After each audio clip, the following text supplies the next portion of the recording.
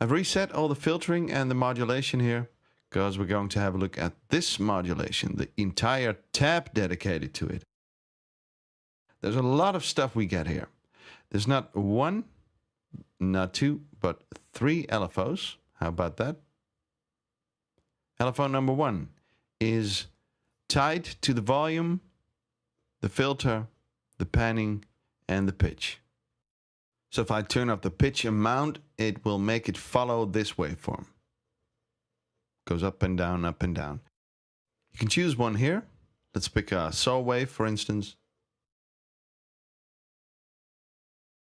So the pitch goes up, bounce back down, and goes back up again, right?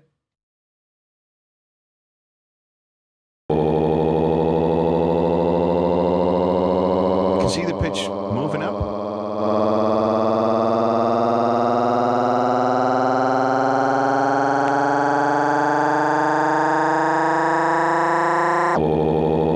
And there it falls down again, and it starts over. Frequencies for the rate.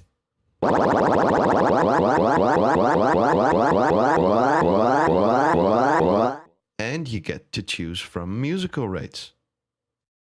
Let's pick, I don't know, how about a 3/4 note?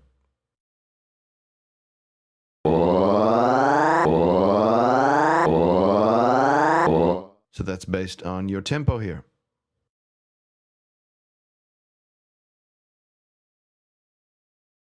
Attack here, that's to fade in the LFO. So it works just like the attack on an envelope. Now it'll take like almost 3 seconds before we can fully hear the LFO at work.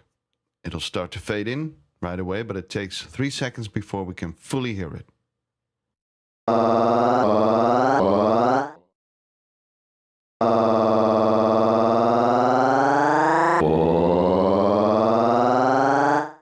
Let's make this a little longer. How about almost 6 seconds?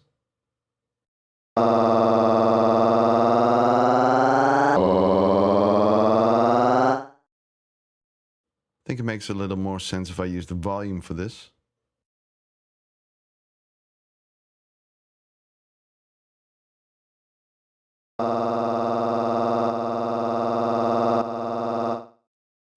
So it's going to fade in over 6 seconds.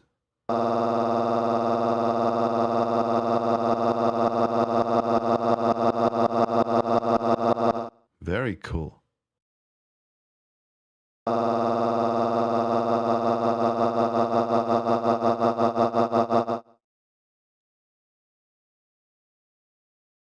Re-trigger, that's cool too, especially when it's turned off, because when I play a key and I let go of my key when the LFOs say here, and with re-trigger being off, the next time I play a key, the LFO picks up right here at this point where we left it, and then just continue its way. If it's on, however, it will always start from the beginning, no matter what. Offset is related to this, we'll talk about that in a second, but the LFO will always start here with re-trigger on. So playing a key,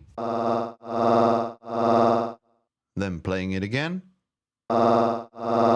See, so the LFO starts at the same point. Let's turn it off. I think I'll use the pitch again for this.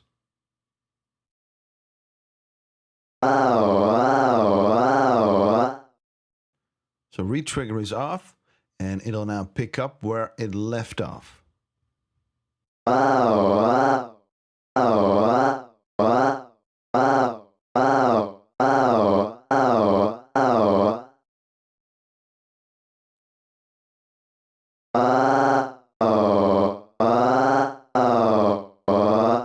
See, it sounds a little different every time.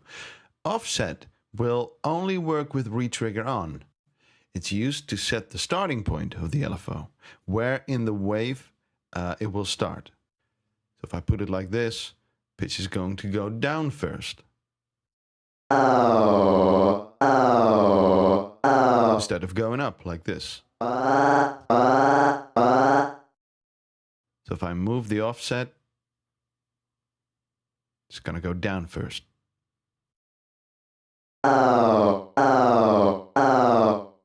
And for things like this, these displays come in very handy.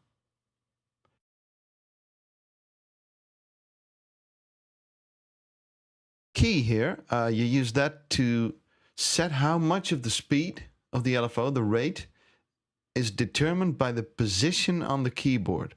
So it means a lower key gives a slower rate, and higher keys give faster rates. This is a low key.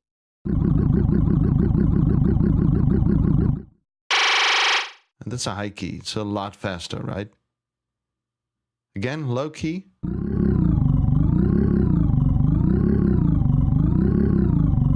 And a higher key.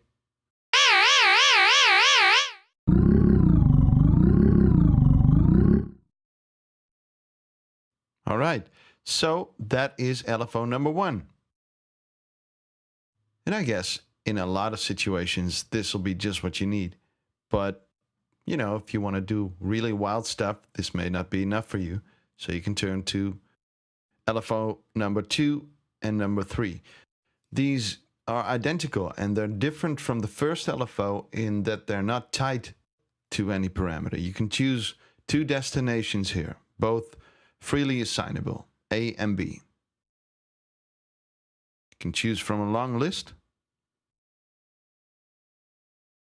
There's a couple nice looping parameters in there. And even down to the rates of the other LFOs.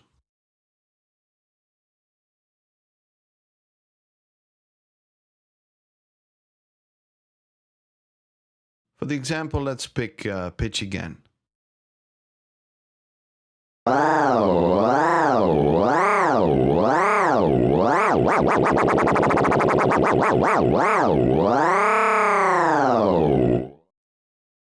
So what if I want to modulate the frequency here? So we get this.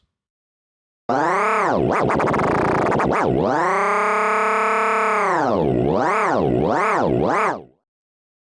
it's really easy. You go to the third LFO, pick a waveform,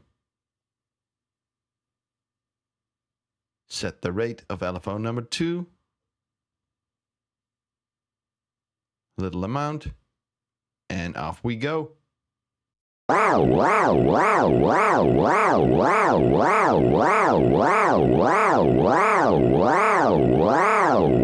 That's a little too slow.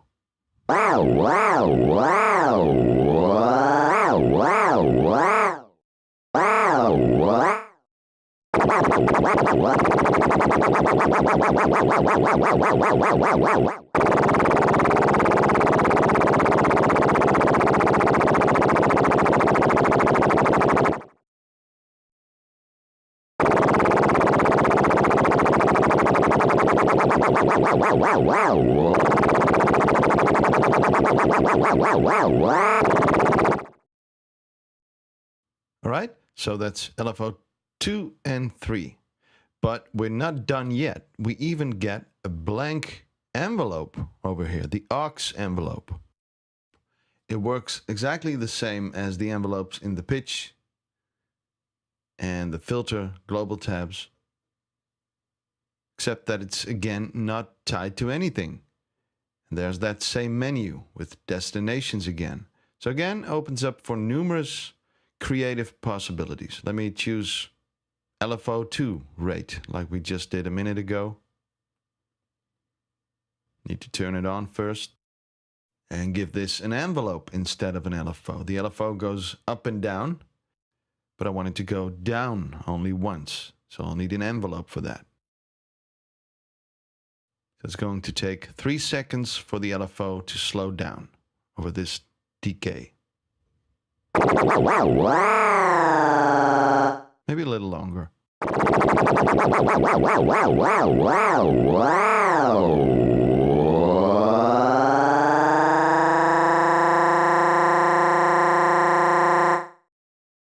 All right, so the aux envelope also has the same slopes for the attack, decay, and release. You can also loop it, of course, like the other envelopes.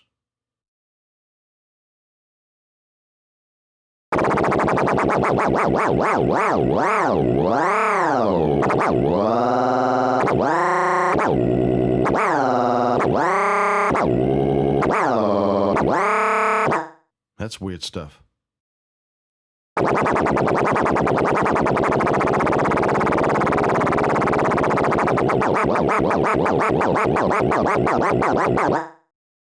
So that is really cool. The aux envelope, a completely blank envelope for you to use. That's a lot of information, right? Let it sink in for a bit. And meanwhile, we're going to go look at the MIDI tab.